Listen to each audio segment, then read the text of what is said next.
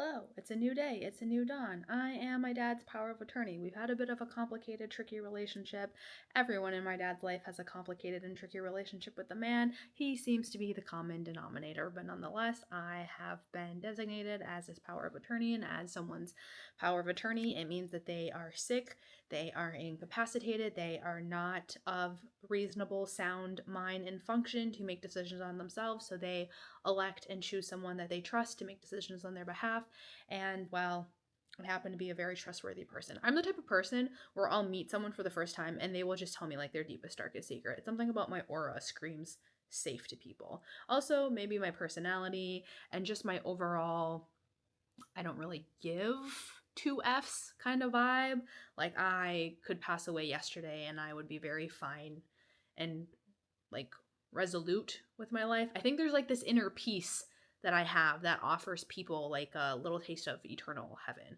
Not in a like God, hierarchy type of way, just like oh, hey, I can trust this girl because she doesn't really care if she lives or dies. It's like you got nothing to lose telling me that, or people telling me things. Anyways, it's been a bit of a responsibility, it's been a bit of a burden, but sometimes you have burdens and you have responsibilities in life that you don't necessarily want to take up, but you just do anyways.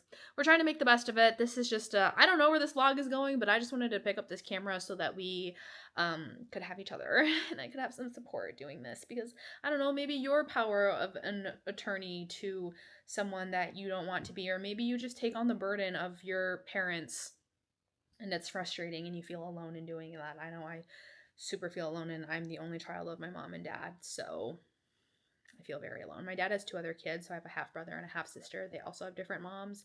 The half brother is not even on the fucking internet, so I'm like, did this kid die?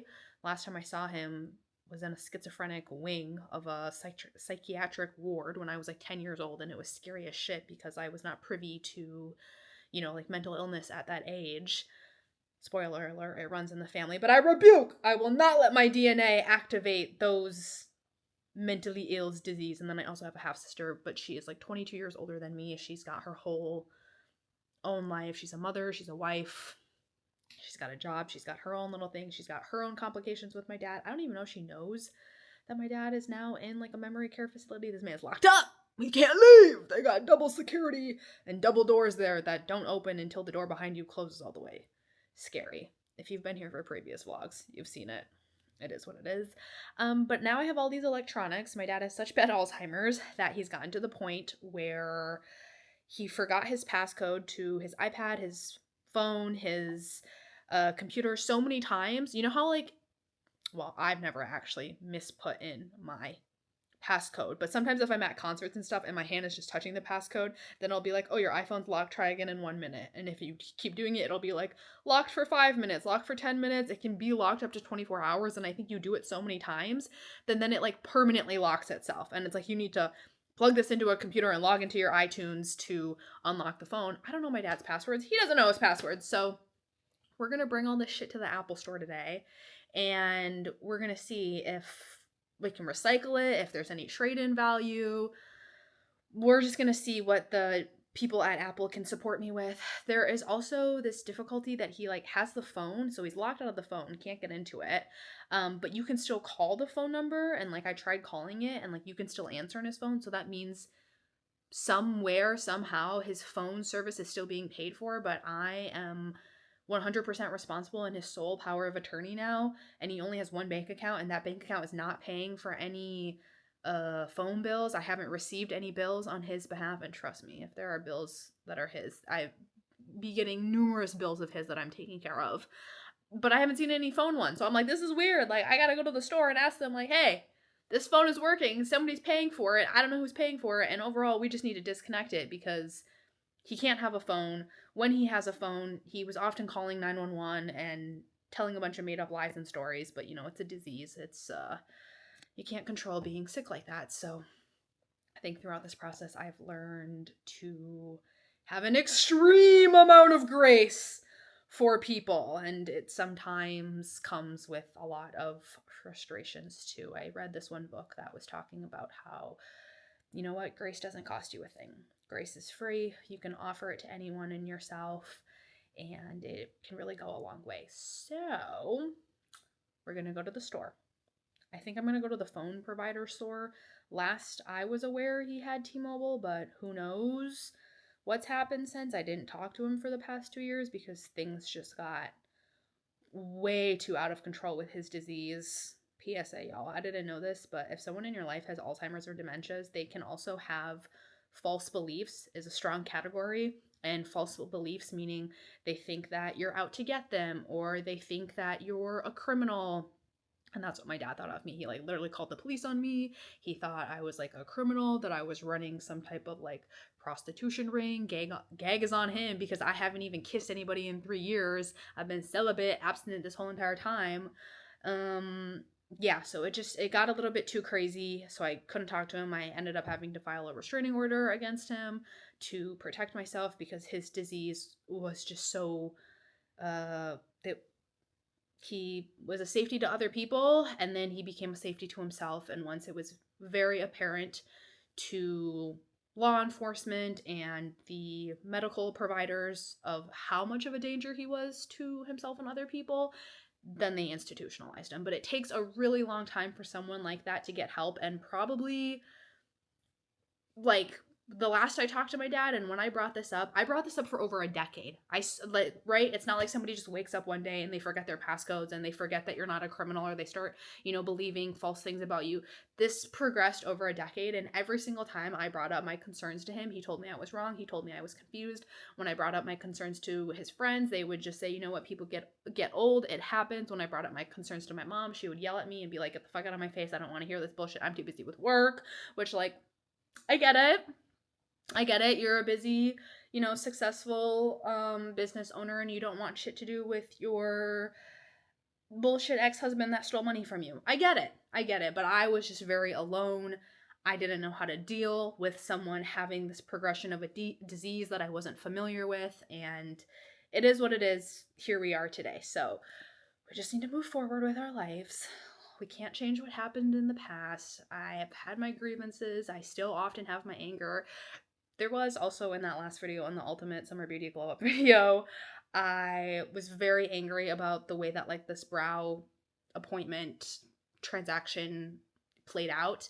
And I said some very disrespectful, vulgar things, and I was very, very angry. And I understand that anger didn't necessarily match the context of the situation. Clearly, in my life, I'm more angry than just, a stupid little brow thing being charged more than what I thought it should have been.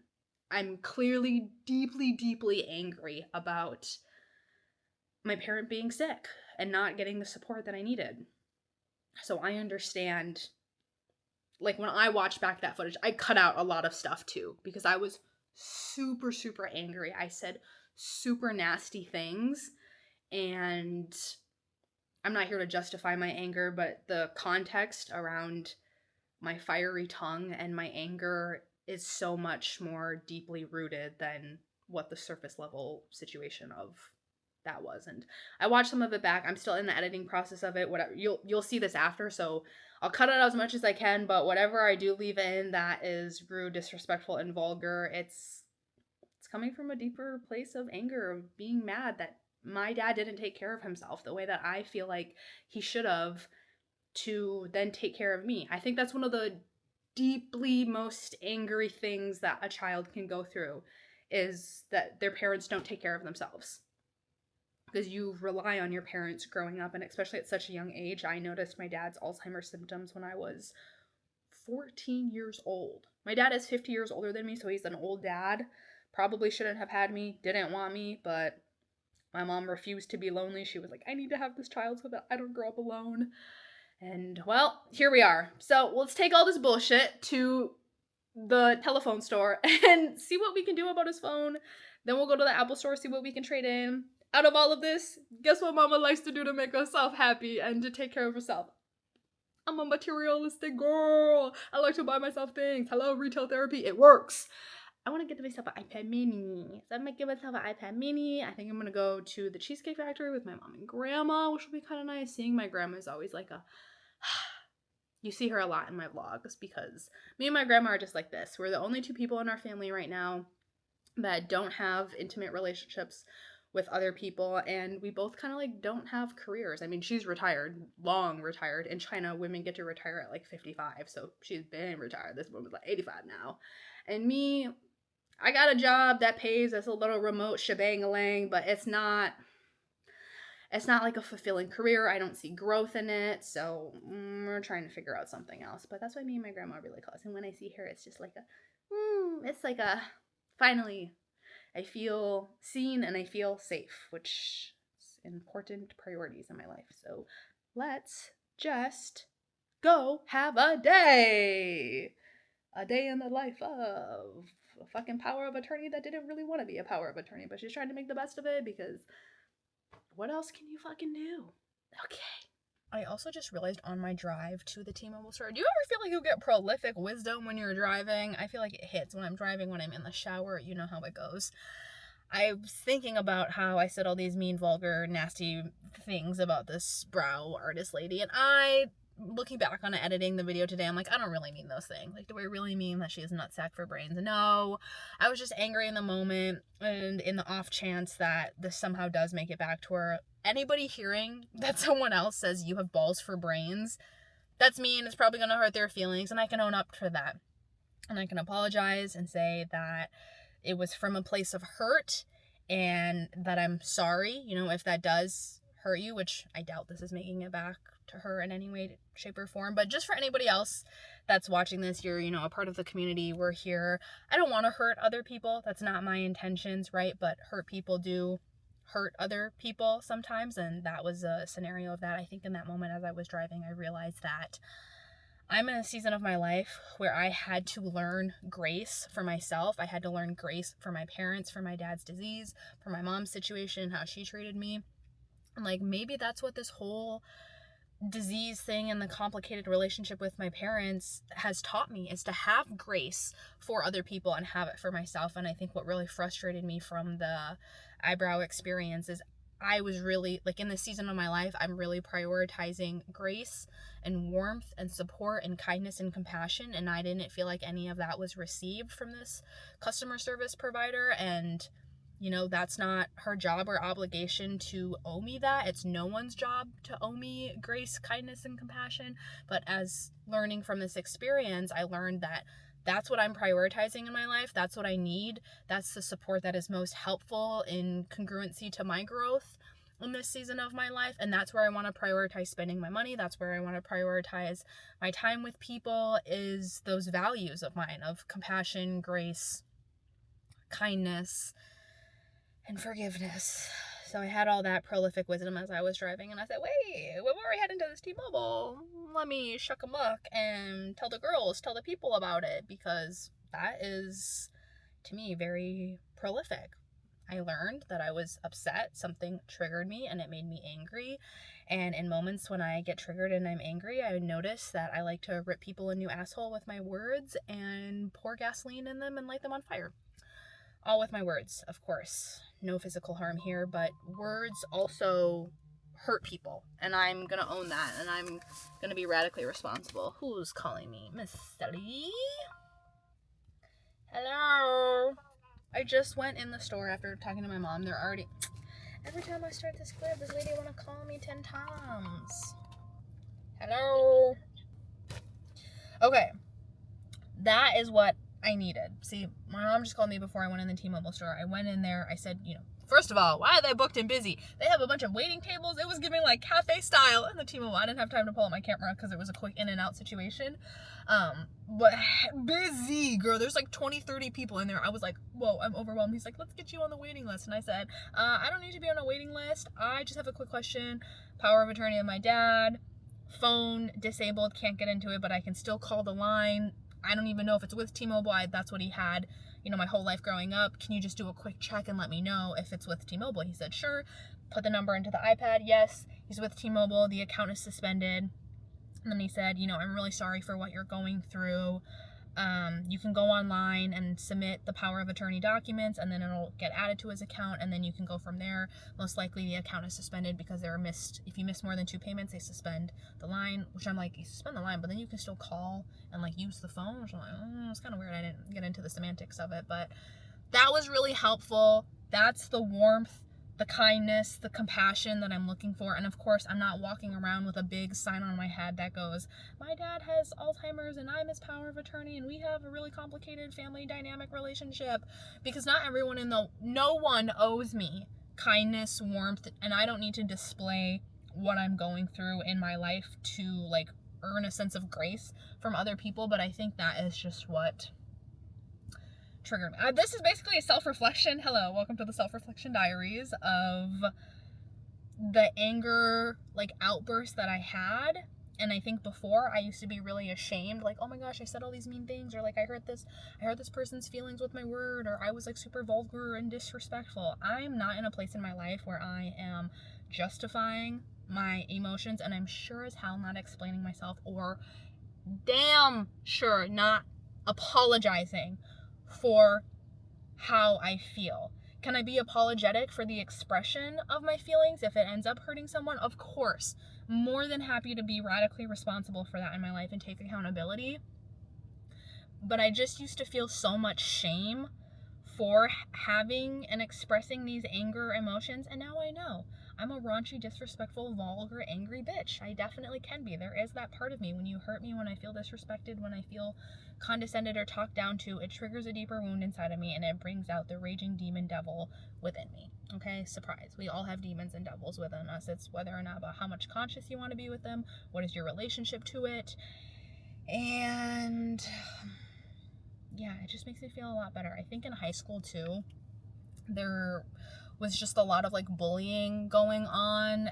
I was bullied and then I bullied other people, and it was just this whole secular nature, you know, being a high school girl with the beginning rise of social media. It was its own personal hell. And I just remember I used to feel so much shame and I used to feel so guilty. I used to feel like a bad person. I genuinely for a really long time thought that I was a bad person because I called people vulgar, disrespectful slurs. And now that I'm older, 10 years later, I can be like, oh, I don't necessarily need to feel shame and guilt. I can consciously feel those emotions about certain things that I say and express my emotions, but now I just have a deeper understanding of where it's coming from, why I said it, and I have this added component of, you know, evolved consciousness and this adulthoodness where I can be like, oh, I said that because I was hurt. I don't get to just say things because I'm hurt. If I say something vulgar, disrespectful, and a slur and I hurt someone, I'm going to own up and I'm going to apologize for it and I'm not going to justify it. What I can do is take accountability and provide context for the situation. Providing context for a situation is very different than justifying, because justifying the behavior, there's some, you know, righteous claim to like what I did is okay. Sometimes it's more than okay to be like, hey, what I said and how I behaved was not okay. It was coming from a place of hurt. I can recognize that. And a quick, easy, simple, genuine, I'm sorry. Because sometimes you say things in the moment and you mean it, and then 48 hours later, you're like, oh, well, I don't feel the same way. My emotion isn't speaking the way that it was speaking, so maybe I don't mean it now. And you can be fluid and you can change, and this is where giving grace comes in so much handy. To give grace for yourself, for your behavior, your actions, and your expression of your emotions, and to give grace to other people. So that concluded. Let's go fuck up some Cheesecake Factory. We're at Cheesecake Factory. Just had my mom tell me that my jewelry looks cheap, so glad I spent $1,200 for that honest opinion. And that is how you know Asian parents will never lie to you. They will always tell you the forefront truth. At Cheesecake Factory, I always start off with the same thing.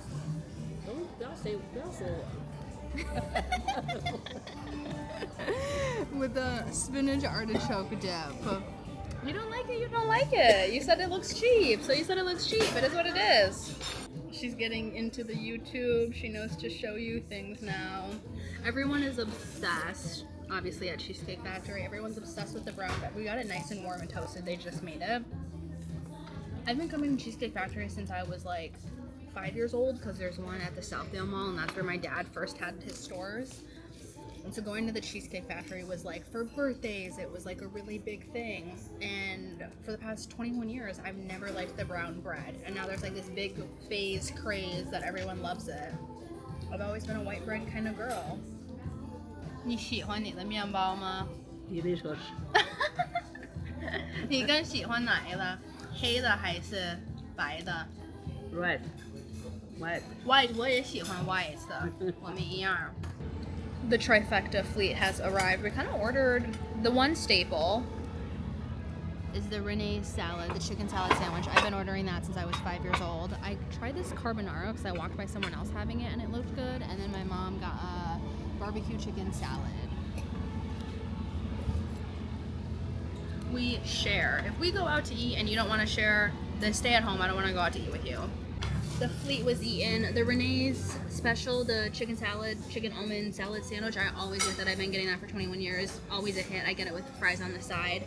I got a carbonara. Usually I get the 4-cheese pasta, but today I saw someone else with the carbonara and I was like, I'm gonna try this. It was good. I think I might be getting the carbonara now, adding some chicken. My mom got the barbecue chicken ranch salad. I usually get the Chinese chicken one or the Caesar salad. They have a really phenomenal Caesar salad, so I would go more in those routes. But of course, if you're gonna come to the Cheesecake Factory, you gotta get some cheesecake, girl. But I always get my cheesecake. I ask for it in a to-go container because I never finish the whole cheesecake, bruh. I think this whole cheesecake is like 1,300 calories, so can never finish it in one day. I either get the strawberry one or the chocolate mousse one. Today, since we're sitting outside and it's hot, I'm feeling more bright strawberry, and then I just ask for some forks on the side so we can nibble on it while we're here. You gotta have a bite. And you know, I like to say, if you're too full, you're never too full for dessert because dessert goes to the heart, not the stomach. Yo, dessert. 我姥姥刚说, yo, do you want dessert? And I'm like, girl, it's right here. Hello. Hello. Hello. 吃完之后赶紧找这个，我把我这个给你吧，你这个杯子给你放里边。哦，谢。要吗？我放一点点。我不要辣，我不要那些酸的，什么是酸的？这个是酸的。这个不酸，这是草莓，是甜的，这个都是甜的。没有。Cheers！ 哇，好可爱。这个，宝贝儿，这是。Let me eat my cheesecake in peace。老了，你喜欢吗？我不要的，不要酸的。我问你，你喜欢吗？不行。I think I last left you off at the Cheesecake Factory. I couldn't bring you out at the Apple Store. If you've ever gone to the Apple Store to do recycling, to do trade-ins, it's a lot going on. Type your password here, open this here. I had like 6 different products to trade in of my own, some stuff of my dad's, so it was a lot. I couldn't pull you out there, but shout out to the worker there that was so kind and assisted me with all of that. And I got an iPad mini! I figured we'd do a little unboxing together. This little satisfying, even more satisfying. Do a little up and open. Oh, come on now. This is the best part.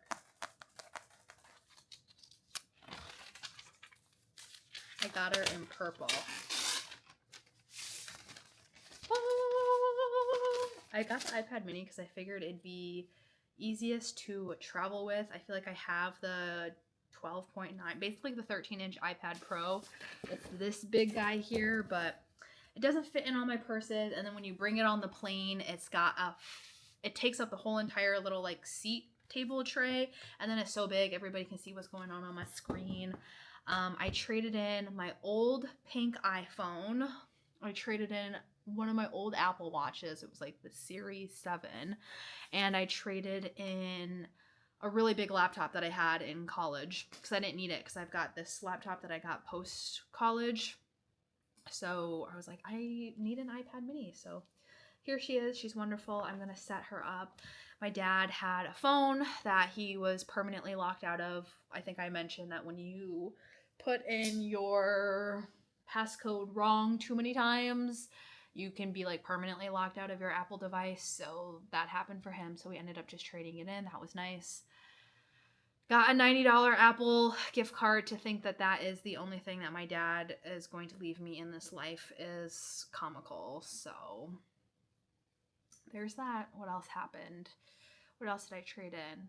Oh, there were some other products that just weren't eligible for trade-in. They were either cracked or broken, or they're just too old. If, you know, your Apple products are too old, they'll do free recycling, which is kind of nice.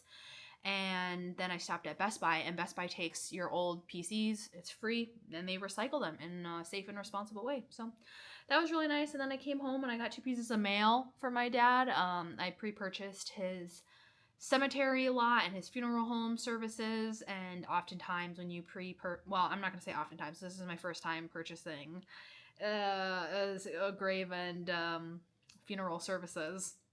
But when you pre-purchase, the actual place that you go to, the funeral home or the cemetery, doesn't hold your money. They actually are in contact with an insurance company or a specialized bank, and basically another third party then holds your money, so that if anything happens to the business of the cemetery or the funeral home, your money is still insured and your price is still, locked in as the best of the ability. You would just take that money and move to the next cemetery or move to the next funeral home. Hopefully that doesn't happen, but it's the ins and outs of the afterlife care, And I realized I kind of just want someone to hold my hands, look in my eyes, and be like, I am so sorry you're going through this. It sounds really difficult. I admire your resiliency, the grace that you've developed, and just the way that you're moving through this. I feel like that's what I really need. Of course, I can hold my own hand. I can say this in the mirror, but it always just hits different. I hate those mumbo jumbo people that are like, you don't need a relationship if you love yourself. Like, what? That loving yourself is one entity, and then wanting a relationship or wanting someone else to also want you and to be in partnership with someone is a completely different avenue. Saying that self-love overthrows the other avenue is saying oh, well, as long as you just keep breathing, you don't need water, sleep, or food. We need everything. We need sleep, we need water, and we need food. If we go without any of these things, we'll die. And to say, not the same thing for a relationship aspect. You're not going to die if you're not in a relationship, although on some days it does feel like it. But yeah, I think that's just what I'm really seeking. This is what this opportunity is teaching me, that I am craving connection. I am craving the space and the depth, and honestly just empathy and compassion for someone to hold my hands. That affection too. I'm a very affectionate person. My family is extremely cold. The little Chinese family that I have left, I guess in Chinese culture, it's just not an affectionate culture, whereas I feel like Persian culture is more affectionate, because when Persians meet each other, they do 3 kisses on the cheek. And Chinese culture is no hugging, no kissing, no saying I love you. And I've changed my family in a little way to be no, when we end the phone, we say I love you. And now my grandma is indoctrinated into it, and every time she leaves she does say I love you. So it's so funny. The other day my mom left, and my mom went to go kiss my grandma. My grandma was like, ayo, ayo, ayo, ayo. And then my grandma turned to me and was like, your mom is so Americanized with this kissing, hugging. And then a couple hours later, when I left my grandma was like, wait, and then she came and hugged and kissed me, and I just thought that was so funny. That's a day in the life of being a power of attorney. Got rid of some devices. I traded in some of my own devices too, and got a new iPad mini, a little retail therapy. I have a list of things to do to go online. Oh, if you're someone's power of attorney and they also happen to have T-Mobile and they have a suspended account, I think I might have said this, but you just go online, you type in T-Mobile power of attorney, and you just submit your documents, and then you'll be added to the account, and then you can make whatever decisions you need to make on the account. I'm gonna get a cover and a case for my iPad. It is 90 degrees out there. This massive heat wave has come through. I might have a little popsicle. I need to check my IRS refund, see what's going on with that, because I'm supposed to get some money there, and then reapply for a Chinese visa, because my Chinese visa expires. A lot of things expire this year for me. My Chinese visa expires at the end of summer. My driver's license expires at the end of this year, so I feel like this year is closing out a lot of chapters. Seeing my dad after not seeing him, taking over his power of attorney, selling the house, getting rid of his belongings that are no longer in use. It just feels like a very closure of one chapter. Super excited for my next chapter. Maybe it'll be a hot rich man that I'm actually attracted to, that has a deep sense of emotional intelligence and can hold my hands and tell me that I am brave and admirable. Let a girl dream, hope, wish. Thanks for spending the day with me. I will see you in the next one. If you are bearing the responsibility / burden, however you want to look at it, of taking care of your parents, it's super difficult. I feel like mostly a lot of older people go through this.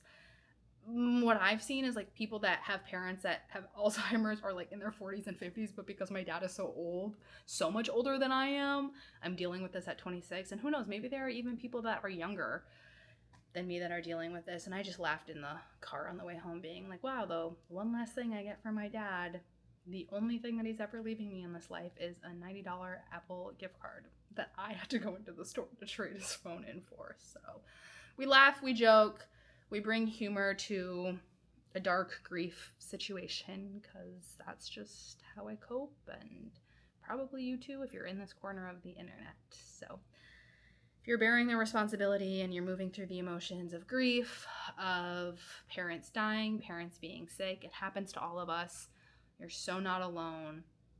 It's shitty and it sucks, and it might, like manipulate or change your behavior in certain ways. And hey, grace doesn't cost a thing. So I hope you're able to show yourself some grace. Dude, I'm sweating. That's why I'm holding on my hair like this.